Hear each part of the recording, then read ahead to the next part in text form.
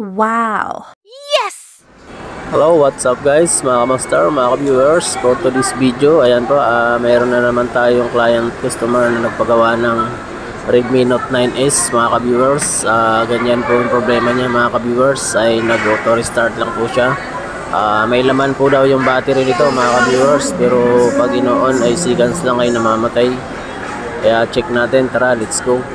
Pakita ko sa inyo kung anong pinaka-basic technique nito, mga ka-viewers. Ayan, mga ka-viewers, kahit may charger siya ay nag-auto shutdown siya at wala pang yan, seconds lang ay wala na. Biglang namamatay yung power. Ayan. Pwede ang sira nito, mga ka-viewers, mga ka-master, ay pwedeng sa battery fuse lang. Yung gagawin natin ito, mga ka-master, ay magtatap lang tayo ng jumper wire sa pinaka battery fuse kahit hindi na tayo mag-change ng battery fuse. Importante kasi dun ay maibalik yung dating supply. Ang nangyari nito, kaya nagka-restart siya, mga ka-viewers, ay yung supply ng fuse ay humina po siya, mga ka-viewers. Kaya pakita ko sa inyo kung paano gawin. Let's go. Yes! Wow!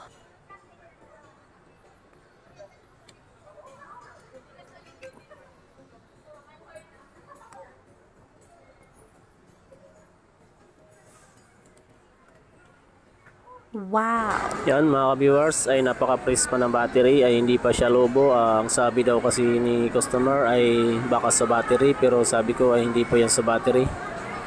Kasi napaka wala pang lobo yung battery, kaya check natin yung pinaka-fuse lang niya, mga ka-viewers. Ayan, check muna natin. Wow!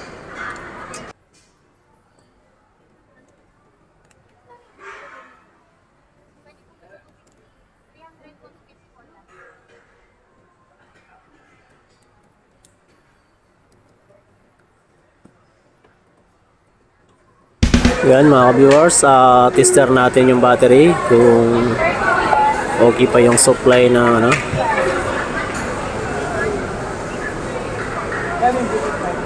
Yan, mga ka-viewers. Yan, goods na goods. Okay pa yung battery, pumapalo. Ibig sabihin, ang problema nito, mga ka-viewers, ay sa fuse lang, mga ka-viewers. Kaya doon tayo magre-repair lang muna sa pinaka-battery. Hindi muna tayo magagalaw sa motherboard para safe yung board ni ate. Para yan, bali tatanggalin lang natin yung pinaka-battery muna para safe, para hindi yan, hindi tayo magsusungkit. Bali tanggalin talaga natin yung pinakadikit ng battery, mga ka-viewers. Yan, ganyan po yung pinaka-technique sa pagtanggal ng battery para safe yung battery niya.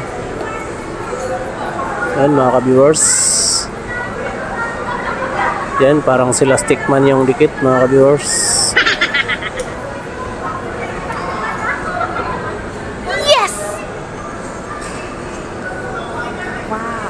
Yan, check natin yung pinaka battery fuse. Bali, ang gagawin natin dyan, mga viewers, ay magtatap lang tayo ng jumper wire sa pinaka battery fuse. Yan, mga viewers. Yan, dyan po yung pinaka fuse nya, mga viewers. Bali, lalagyan lang natin siya ng jumper wire, ay tatap natin. Yan, mga viewers. Wow! Then, magtatap lang tayo ng jumper wire dyan. Pwede na pong bumalik yung dating supply ng battery, mga ka-viewers. Ay yung pinaka basic technique natin sa mga nag-auto restart ng mga Redmi at Poco at mga Oppo, Vivo, mga ka-viewers. Nangyayari po yan basta lalo na pag ginagamit na naka-charge. Kaya iwasan natin ng yung ginagamit na naka-charge, kasi yan talaga ang cause na unang nasisira, mga viewers, kapag ginagamit na naka-charge yung cellphone. Yan, tap na natin, mga viewers, mga kamastar.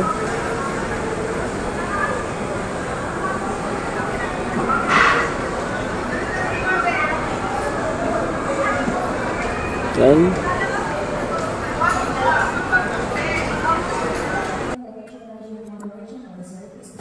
Yan, okay na. Try na natin isara, mga ka-viewers, mga ka-master, kung legit. Yan, balik natin sa dati, yung battery. Yan mga ka-viewers, ay bali wala po tayong pinalitan dyan mga ka-viewers. Nag-tap lang tayo ng jumper wire sa battery fuse mga ka-viewers. Yan, check natin kung okay na yung supply ng battery. Yan, goods mga ka-viewers. Yan, success. Try natin kung naging success, kung hindi na mamamatay yung phone ni ate mga ka-viewers. 3. Yan mga ka-viewers, please subscribe na rin sa ating YouTube channel. Ayan, TG Phone TV Vlogs. Please like and share mga ka-viewers. Yes! Yan, try natin mga ka-viewers. Lagyan natin lakod para matest natin na goods mga ka-viewers.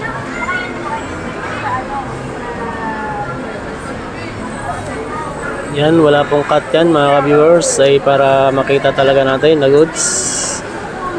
Paligit na lang dyan mga ka-viewers. Ayan. Yan, try natin mga ka-viewers. Yan, goods na mga ka-viewers. Hindi na po siya nag-auto restart. Yan mga ka-viewers. Wow! Yan, ang unang first step natin mga ka-viewers. Kapag alam natin na nag-auto restart yung cellphone, ay dun muna tayo maggalaw sa pinaka-fuse mga ka-viewers. Para safety yung board mga ka-viewers. Yun po yung pinaka-basic technique natin. Yan, success mga ka-viewers. Ayan, naglo-loading na. Ayan, success mga ka-viewers. Ayan, may password. Medyo madilim lang, hindi naka-brightness mga ka-viewers. Yan,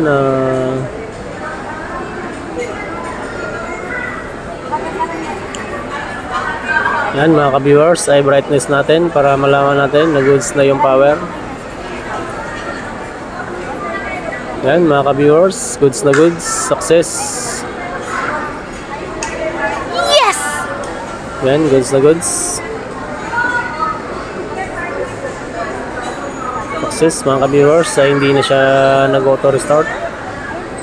Yan lang po ang pinaka-unang gawin natin mga ka-viewers, mga ka-master. Kapag meron tayong tanggap na ganitong problema, yan, tanggalin natin yung charger. Try natin na Wow! yan, goods.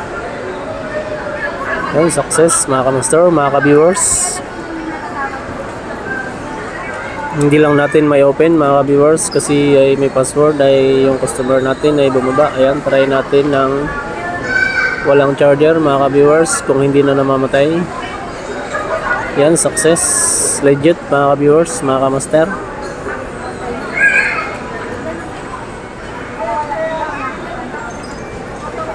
Yan mga ka-viewers, off natin ng ano para ma-observe natin mga ka-viewers. Yes! Okay, sarado na natin mga ka-viewers, mga ka-master.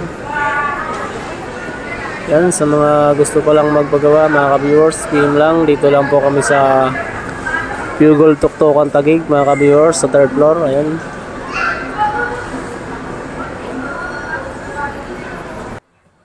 Wow!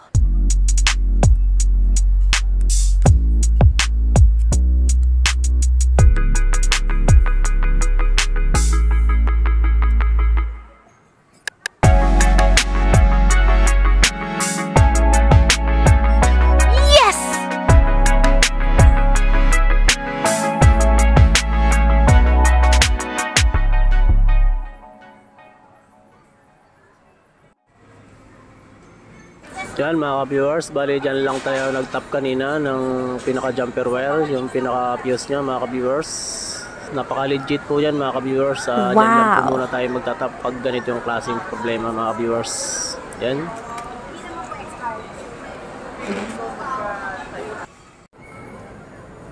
Wow! Yan, goods na po mga ka-viewers, mga ka-master. Yan, check na lang natin, observe natin. Yan ate, okay na yung phone mo. Okay na to, yan goods, try mo natin. Success. Yan po si ate, yan po yung client natin. Yan ate, okay na po yan. Observe mo na lang po ate, okay na, okay, nagbayad na si ate, thank God. What they doing, keep on